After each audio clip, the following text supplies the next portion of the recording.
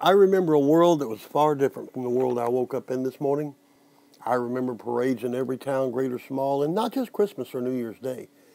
I remember the flag being waved, not stomped. I remember a time where the expression "rights for congressman" was not just a tired old joke with a punchline. I remember a man who would never turn his back on the need to defend his country against all enemies, foreign or domestic, and those who swore that oath forswore themselves. And I was that man.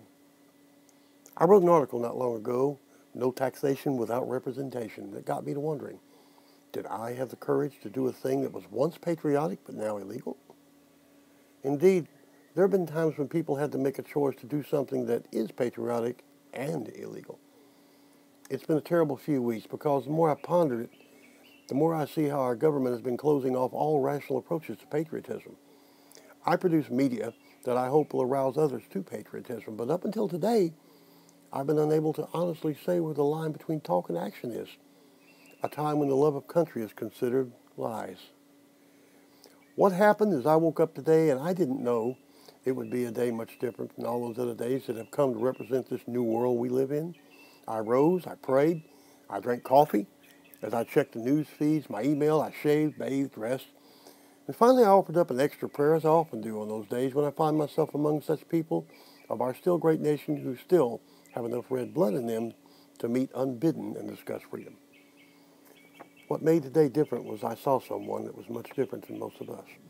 Someone who does not wonder what they can do for their country, what they can do for our freedom, even if we don't celebrate their sacrifice.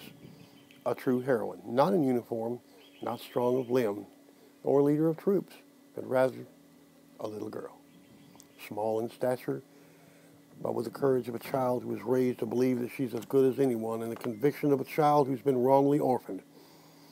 And a few precious moments with her restored me to that time that I thought was long gone. A time when we were all in this thing together. I'll say no more.